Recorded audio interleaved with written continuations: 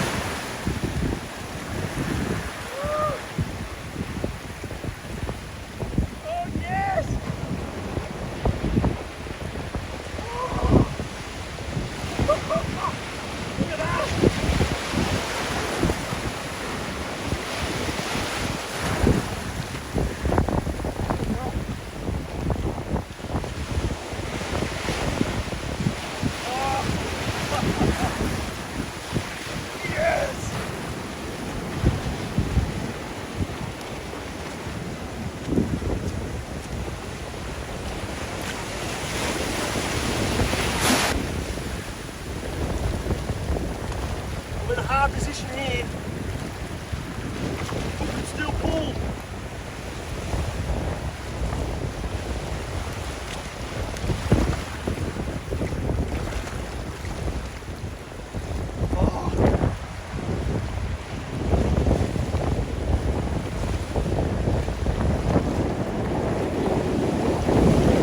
Yes!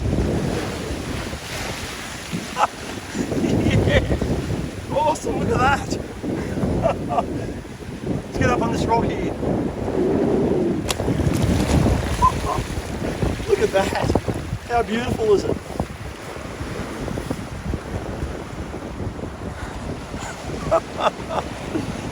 Within 5 minutes, I see her swimming around. She had this big blue blob swimming around. I went, and it swam past me. And I quickly pulled the bait in front of it and it went, oh, crab. I swam up to it, I could clearly see it going for my crab. And then my rod tip started bending over. It was such a visual experience. It was I'm going to say, incredible. It was fantastic. That is so good. I'm going to measure up this fish and I'm going to release it, I think. But I'd love to measure it up first. But most importantly, I don't want to drop it on the way back.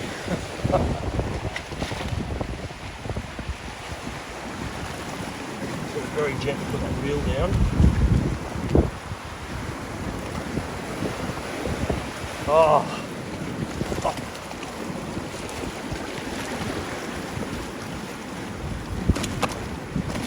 Ooh.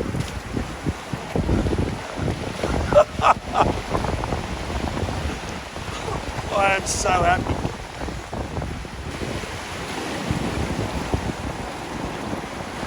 In the bag it goes.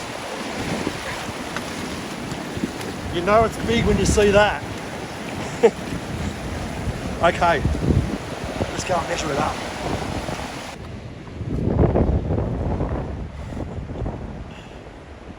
Oh, amazing. Look at that. 67 centimetres, 67. Well, it's been a while since I got a blue, and that's not a bad fish. It's about potentially probably about 7 or 8 kilos. It's not a massive fish, but still a blue. Very happy. Geez, it went hard. Stitched me up a couple of times there, reefed me up. But managed to get it out, fortunately. So I'm just going to quickly talk about a little bit about groper.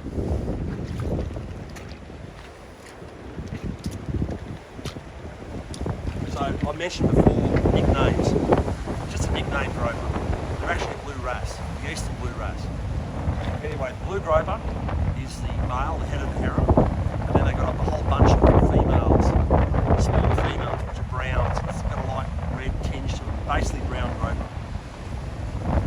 When the female becomes a blue, it's only because the male has died, been caught. So, and then the next biggest female becomes the brown, turns into a blue. Anyway, that's what the fisheries researchers taught us to believe. I'm assuming that's correct. I'm going to release this big guy and get it back in the water.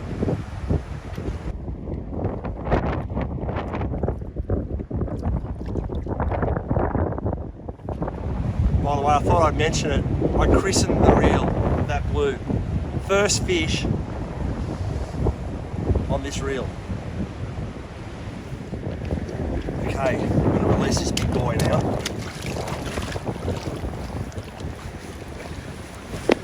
Ooh.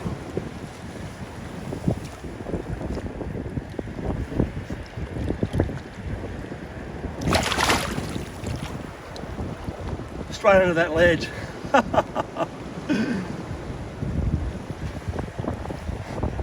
It literally disappeared under that rock there. You wouldn't think there's like an 8 kilo fish, 7 or 8 kilo fish underneath that rock. And the tide's rising, it's a pretty big tide. It'll easily get back out into the deep water, not a problem. Super happy. Anyway, out there for another one. So it's becoming really flooded now. I'll only have a short period that I can fish out here, probably another 3/4 of an hour, I guess, but that might be enough to get another fish. Anyway, see how I go.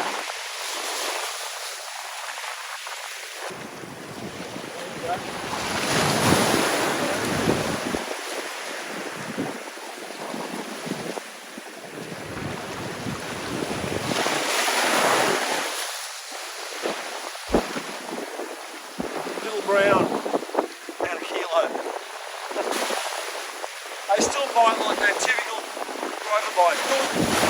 Once it starts bending over, they start from an early age.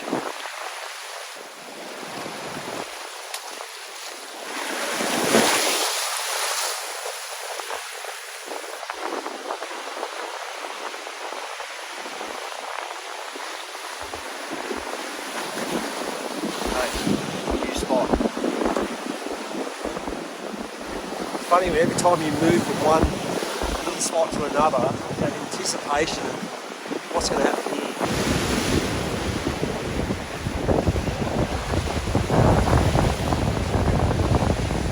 Oh! Oh! Very small fish. Oh, look at this! Woo!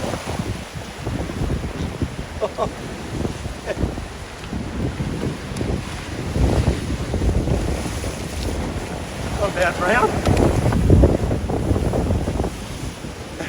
Have a close look at that. I hooked it on the outside of the mouth, not the inside of the mouth. It went that way rather than that way. I was bloody lucky to get it.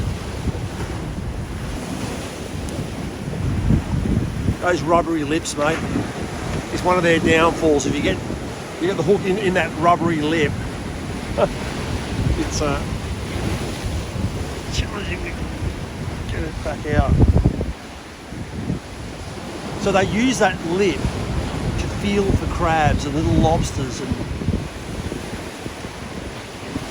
things that they can't actually see. They're actually feeling for the crab in amongst the weed, and that's what those lips are actually designed for. I'm going to get the pliers on this actually because I don't want to hurt it, I want to release it.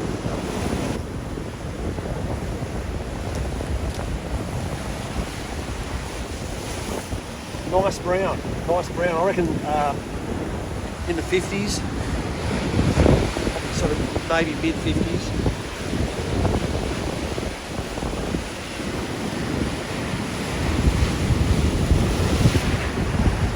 Spine me, just slowly. Also, as a rule of thumb, when you're releasing fish, make sure they reach the water. You know, the whole idea of releasing is so it survives for another day.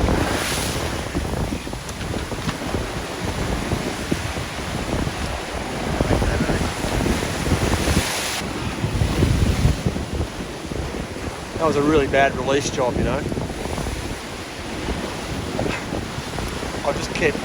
I was saying that you've got to release it to make sure it doesn't hit the rocks. And that's exactly what it did on the way in. It just slipped out of my hands. I should have been holding it with a cloth, but just an accident. Had no intentions of doing that, obviously.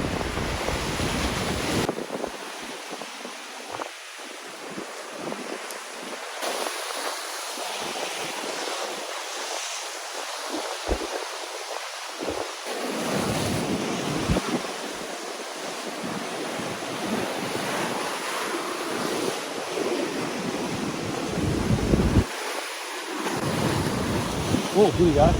We got the driver.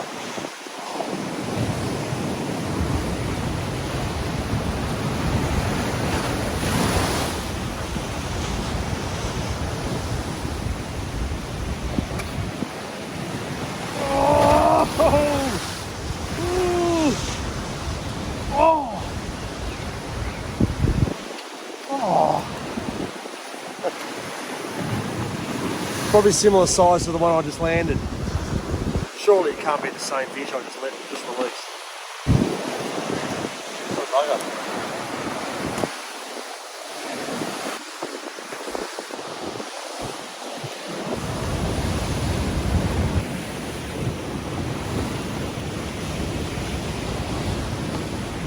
Two more baits left. There we go.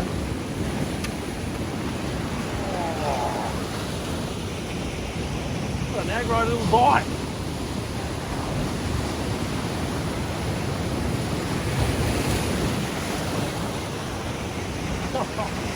An aggro bite.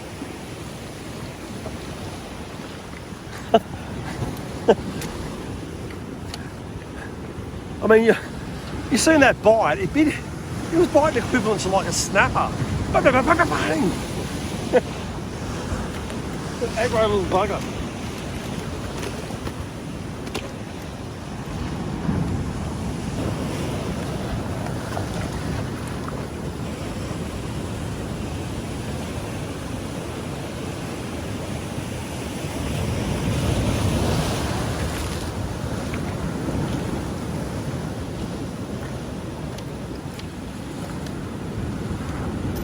Probably 48 centimetres, I guess.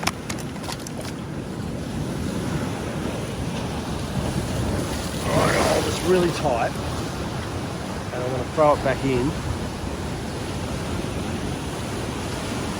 Start from this way. Okay, that was a good landing, that one. Onto white foam. Landing in the foam is a lot softer than landing in unbroken water too, by the way.